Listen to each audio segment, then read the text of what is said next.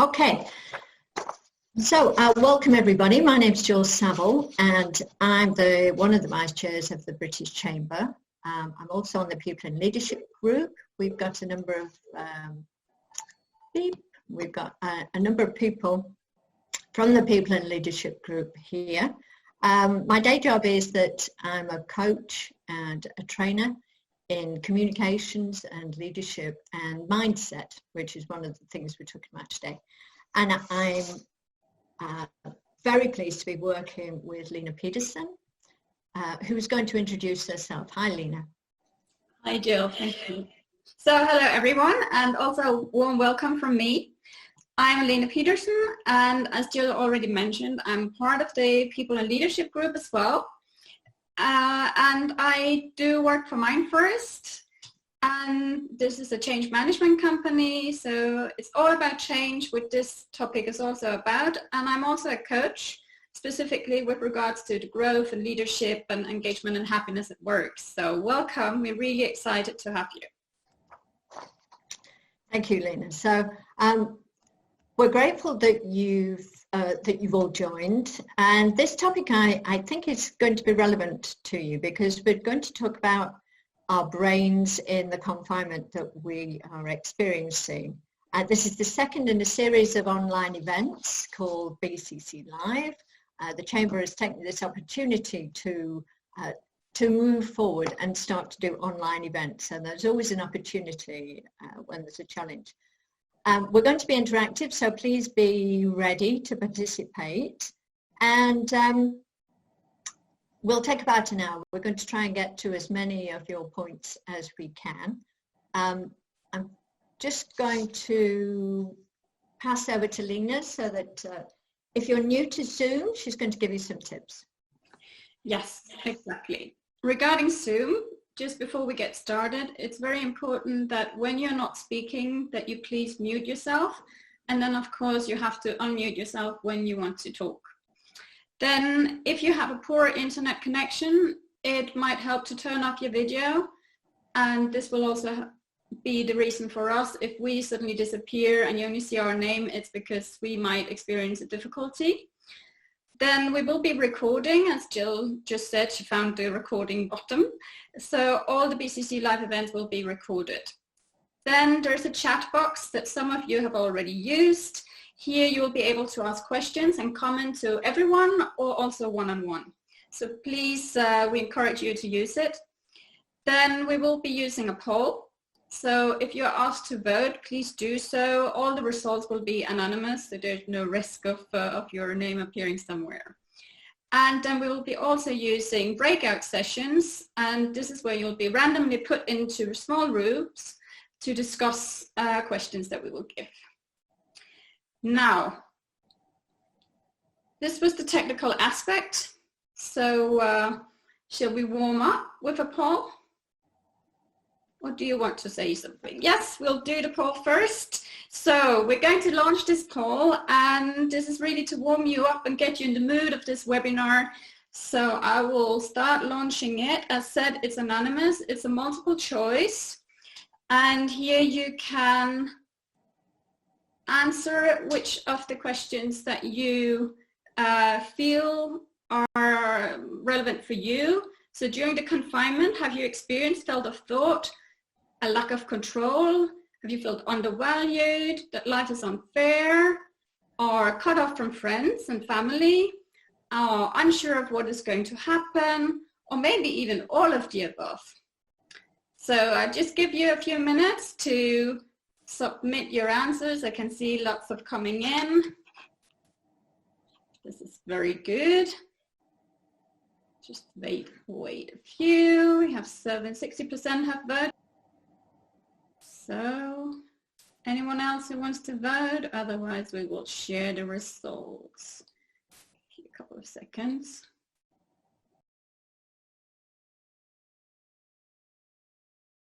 Okay, I will just end it. I think you've had the opportunity to choose. And then I will share the results with you. So this is really interesting. So 40% of you have felt that there was a lack of control. in your field. And 16 of you that it's undervalued. No one feels that life is unfair. That's good. That's good. And 60% feel really cut off from friends and family. I do understand that. And the top one is really unsure of what is going to happen to us. I think we can relate to that. Absolutely. So this was to get a bit deeper into the topic. So I'll stop sharing and pass the word to Jill. Thank you, Lena. So let's look at this model. Somebody can tell me if they can't see it. I hope that it's okay on the screen. Some of you may well be familiar with this, but we thought we would show you because if we become aware of something, then we are able to do something about it. And this is from David Rock's book, Your Brain at Work. And he set out, it's a very readable book, I would recommend it to anybody. And these are threats that, in fact, our brain sees as severely as a survival threat. These are social needs.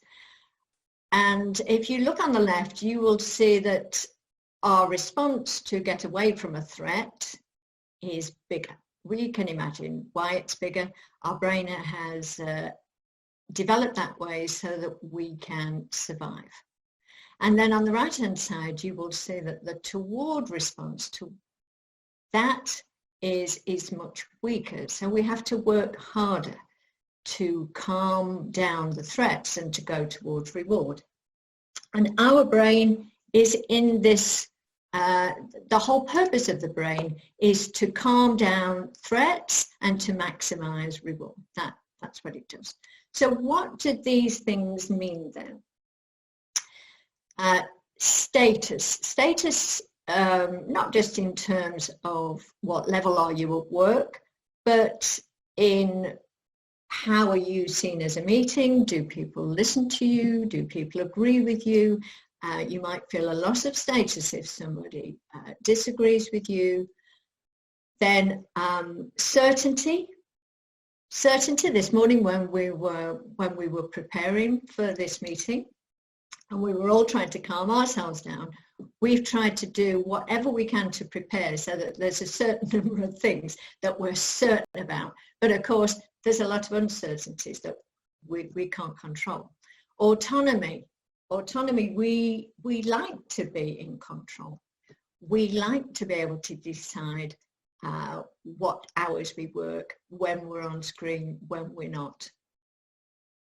Relatedness, of course, is a huge topic really at the moment, because all of a sudden we've been confined to our homes, and the normal bonds and relatedness that we get from being at work and being with people, we suddenly don't have that. And we are seeking it anywhere. I live in a small village in France, and I noticed from the first few days of confinement, I'm walking the dog and people are talking to me who've never spoken to me before, because there's this need to connect and relate to people. And then the final one is fair. People didn't choose their lives unfair, but generally we are always trying to work out whether things are fair or not. Are we being treated fairly compared to other people? So I hope that's explained it, because we're going to put you into a breakout room and it's going to be random, but we want you to have a conversation. There'll be 4 or 5 of you in a room, and the first breakout, we want you to think about these 5 things. So those among you who can, I would take a photo of this so that you can remember it. And I want you to discuss what kind of things have you noticed for yourself or for others in terms of threat. What threats have you felt or have you seen to status and certainty and autonomy? I can already almost hear your brains working.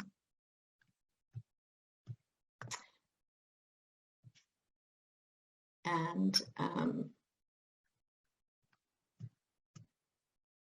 so I'm going to ask Becca if she can move you into the breakout room. I hope it's clear what you've got to do. I'm just going to look into the... Can you see anything in chat, Lena? Is anybody unclear?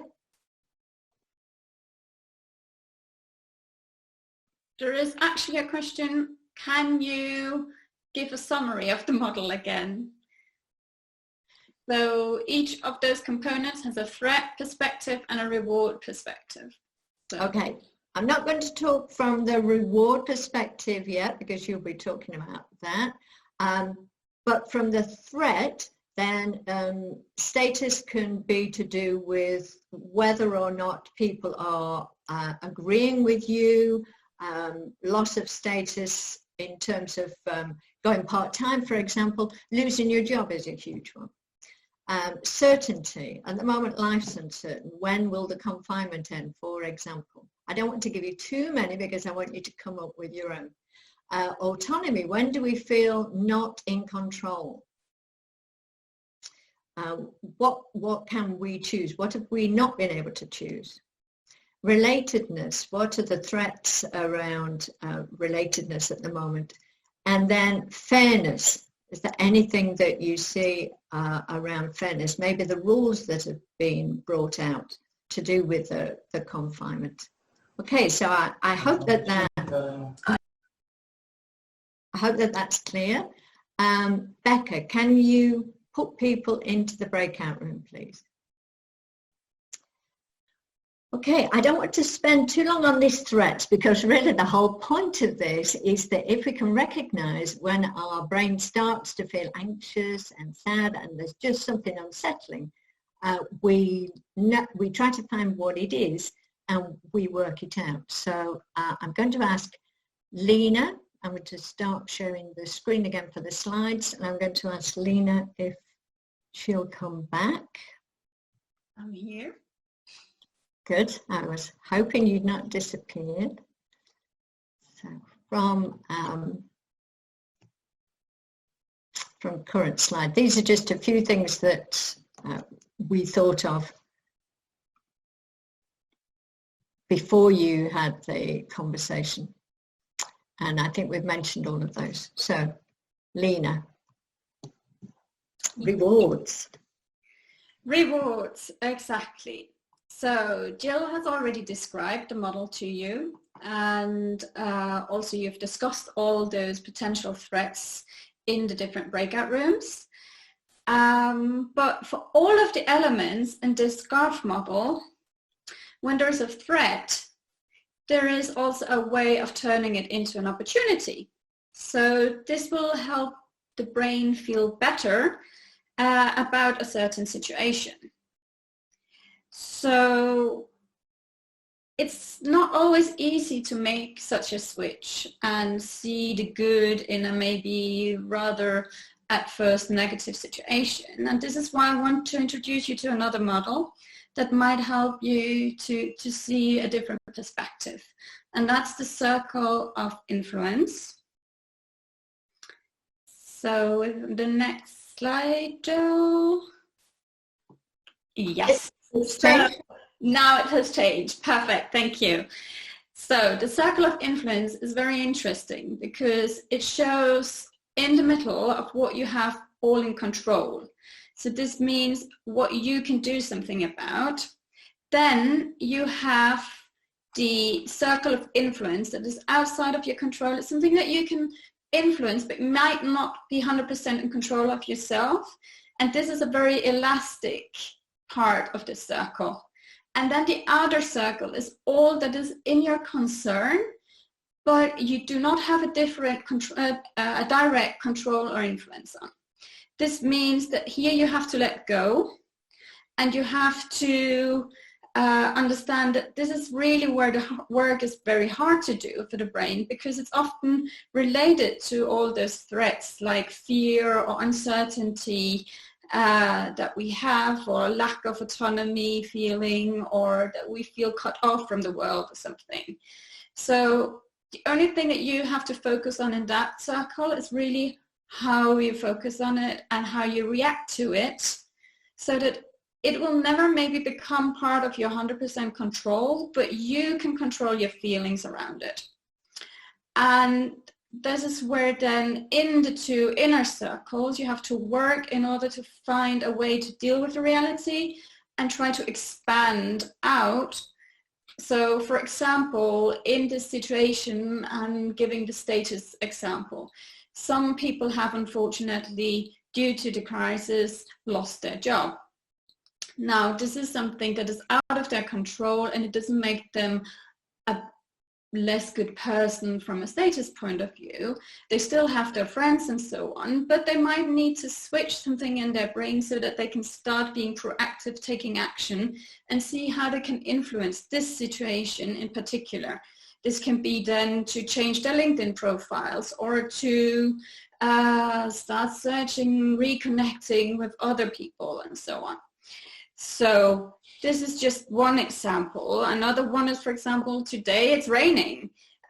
We can't change that, but we can see it from this different perspective. Maybe it's ruining the picnic that we wanted to do with the family.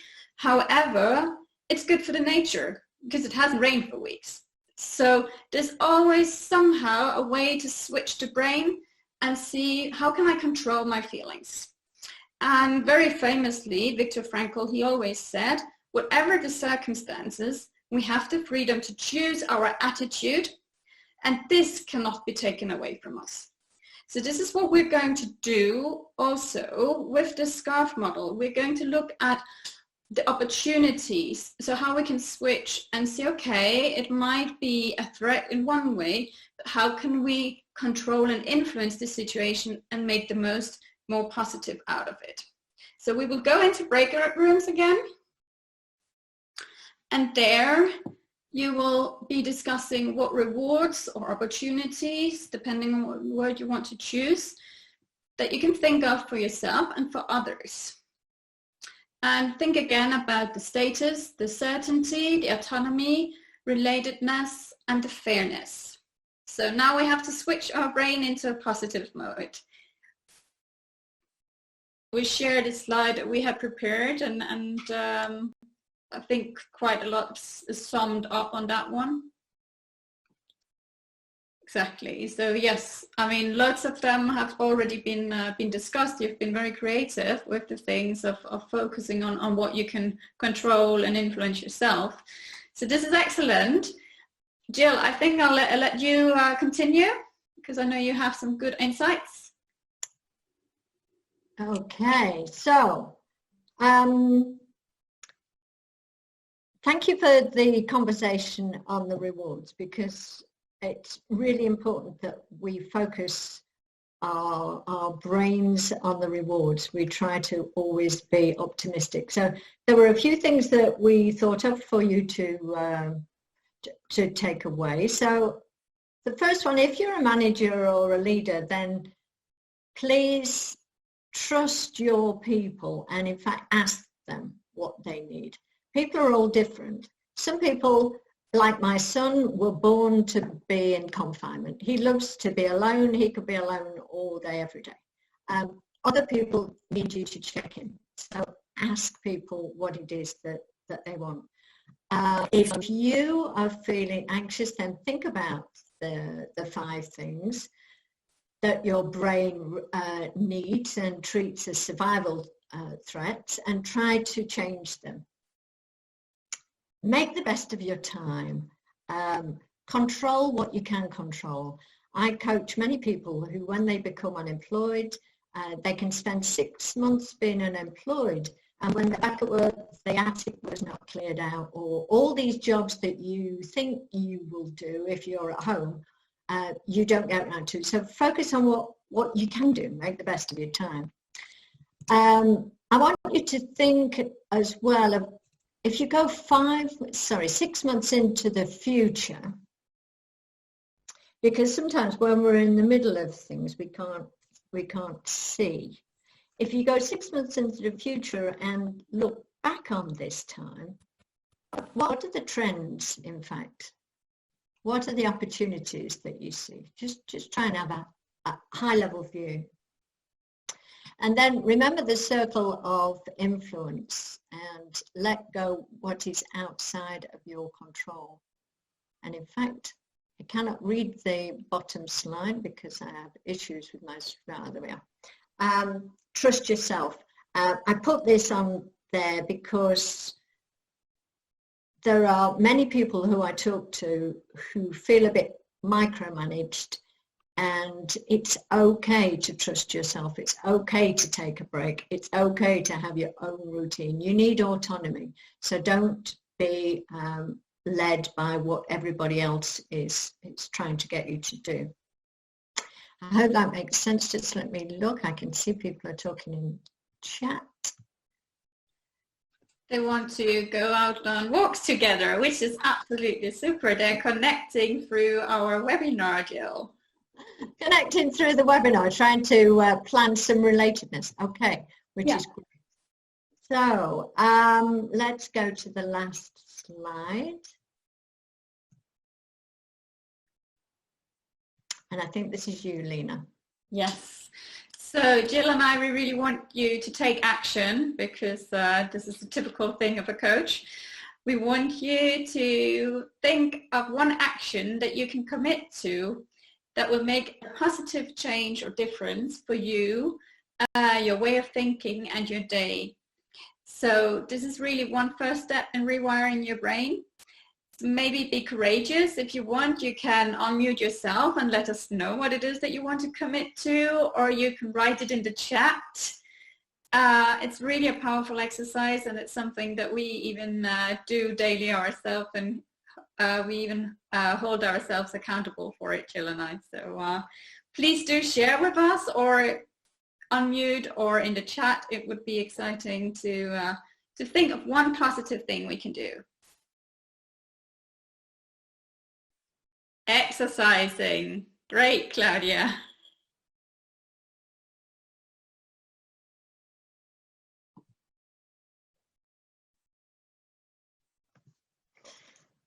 Needing looking after yourself, otherwise you won't be able to look after others. It's absolutely true, Jane.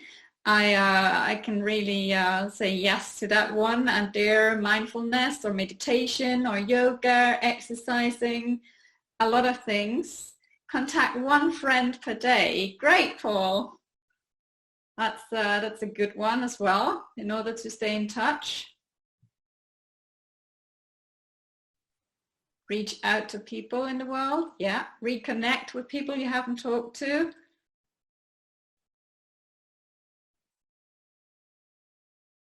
Appreciate nature in Luxembourg. Yes. Are we using the time at the moment? I am, at least, walking every day and enjoying the nature and really being grateful to see that it's blossoming.